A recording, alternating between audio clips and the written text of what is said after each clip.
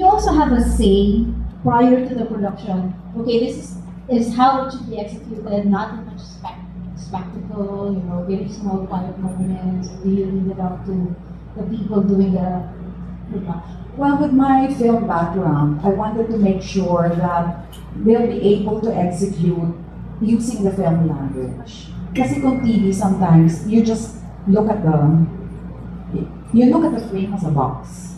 Diba? So, sometimes the coverage lacks depth, diba? Medyo yung lighting, hindi masyadong maganda, production design is taken for granted. So I think I demanded excellence from the production people. That's what I brought to the table. We should be excellent in everything that we do, and we have to give the best to our audiences. We used to receive sacks and sacks of letters ng araw, ng 90s. No? Sako-sako yan. And I will be reading with a team of researchers, writers, and then we do a ranking of the stories, of the letters, and then we have a brainstorm. We discuss what's the best story to feature for this month. So we line up the stories. You also had the say in. Yeah, I had the say until things got busy for me, no? So, and then, parang alam na ng MMK team yung process. So, you learn to let go and trust that your people are doing things right. So, malalaman mo rin kung totoo or fake yung letter or wala pang Figure out. Pag masyadong maayos yung structure ng kwento, tsaka malinis, uy, may act 1 siya, may act 2, may act 3, di ba?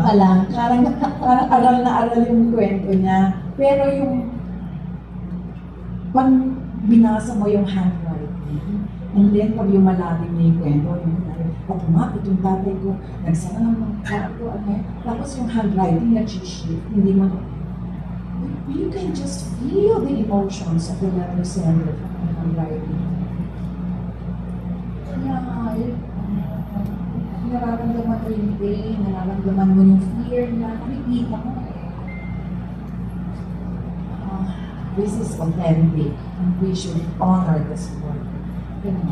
Earlier in your keynote speech, you mentioned about how time to reflect is very important and how it seems to be lacking nowadays. So I'm reminded of Maalala Mo Kaya, and I'm sure you took great care in crafting and adapting the stories for the small screen.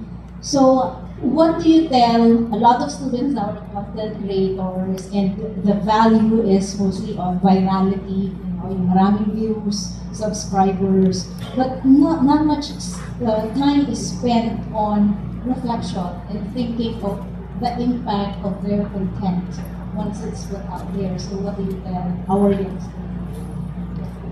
If you want to tell a story, make sure that you know how to listen. You really listen to the person giving the story, sharing the story, because it's not about us. It is about the storyteller. It is honoring the truth of the storytelling. So, when you listen, kasi you develop empathy. And kung wala kang agenda, ang mahirap kasi pag nagkakaroon ng agenda na tinitingnan natin from our lens, tinitingnan natin from our perspective. So if we want to really honor a story, we have to see it from their lens. We give it context. We give it compassion. We see their truth, not our truth, not our biases. Diba? Then it's not about our agenda. It is about honoring the story.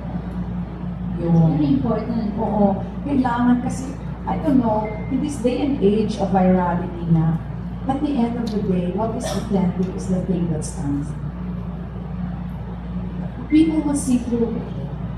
I don't know, you will have the nose, diba? You will develop the nose for what's fake and what's authentic. After a while, you scroll and you will just know. Mararamdaman mo eh. And, yun na nga, a great storyteller is somebody who listens, and listens with compassion. Because sometimes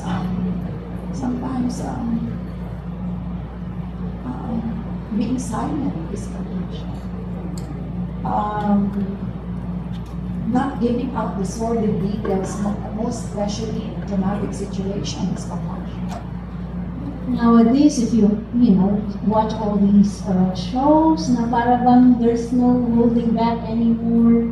So it's really the times have changed. Nakakaiyak. Eh, parang ngayon, di ba, parang yun na nga, ay, boring. Di ba, may panaririnig. Pag hindi tatlong Armalite ang ginamit. Parang, oo, ganun, di ba? So, at the end of the day, you have to use your discernment. Discernment for what is responsible storytelling. Kasi some people think that responsible storytelling is just for journalism, hardcore news, without thinking, the creative aspect for TV and even movies. We also have that sense of ethics and responsibility. Of course. So, even in MMK, may mga nagkikwento na hindi nag-agree yung family members. Because we vet the veracity of we even talk to the family members, most especially yung family members who may have done something that's not really good for the storyteller. So, binavet namin kasi pwede ka namang magkatang-isip, di ba?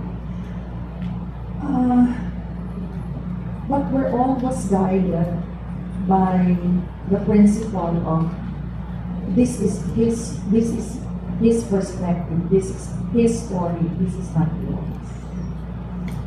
Di ba? And ang perspective niya, ang truth niya. Yeah.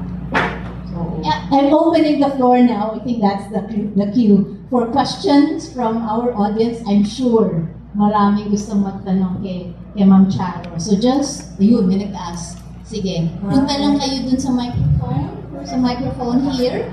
And also